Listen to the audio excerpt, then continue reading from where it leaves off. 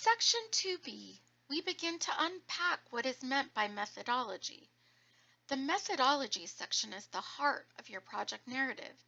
This is where you go into detail about your project activities and the approach, or how you will carry out your activities. We encourage you to review the guidelines for what to include when answering the project narrative form about your methodology to make sure that you have included all required information. You will need to have a clear idea of your project, who it is for, why it makes sense to do this project, and how you will carry it out. This means that you should have put a lot of thought into the proposal already. If you are still thinking about what your project is going to be, you may want to listen to the first module.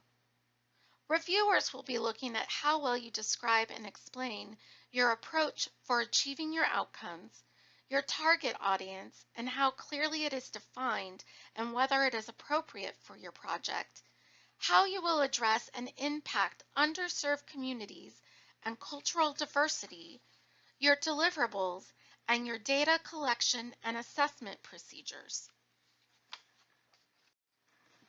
In the methodology section, you will describe your approach. That is, what you are doing, the activities, how you will implement your project, and why you are doing it that way. How is your project a promising or best practice? Is your project guided by a framework? How will your project have a regional or statewide impact? And how is your project consistent with the State Council's mission? Let's begin by delving a little deeper into what is meant by approach. Your approach is where you provide a detailed description of the project, your project activities, and how these activities are linked to achieving your desired outcomes. The reviewers will be looking to see if you demonstrate a sound methodology for achieving your outcomes. For example, if you have an outcome about increasing knowledge of person-centered planning, then you need to connect how the training and any educational materials are part of how you will create learning in that area.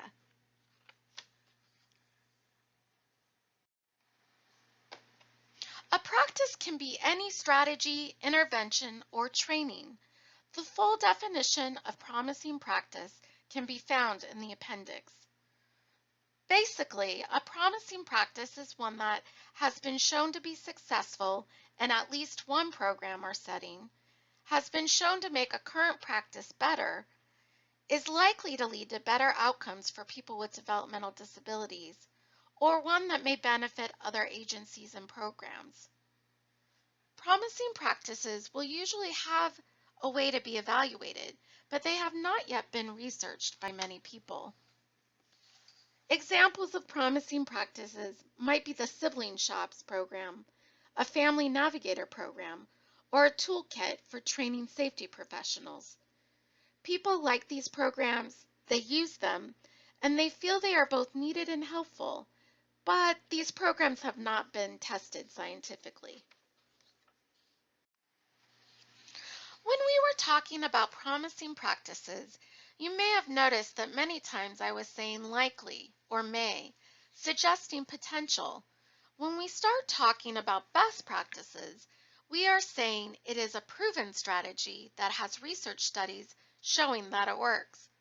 It has good outcomes when it is tested in formal or published evaluations, and that it has been shown to work in several agencies, settings, or groups of people.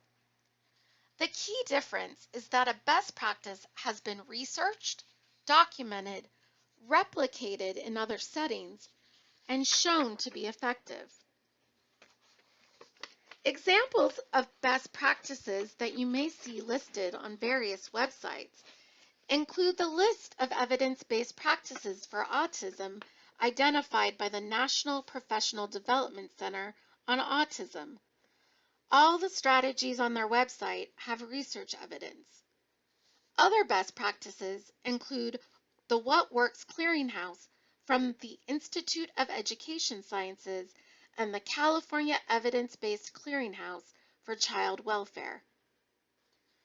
Whether you are doing a promising or best practice, You need to explain if you are expanding on an existing project or creating something new. If it is new, how is it new, and why did you select it? It can be useful to describe and refer to a conceptual framework that helps explain why you are doing the project the way you are, and again later when you talk about how you chose your target population.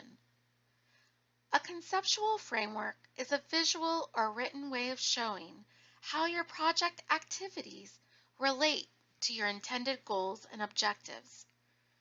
Frameworks or models can be best practices in of themselves. Some examples of well-known frameworks include the Guideposts for Success, the Promotora model, or the Ecological Framework.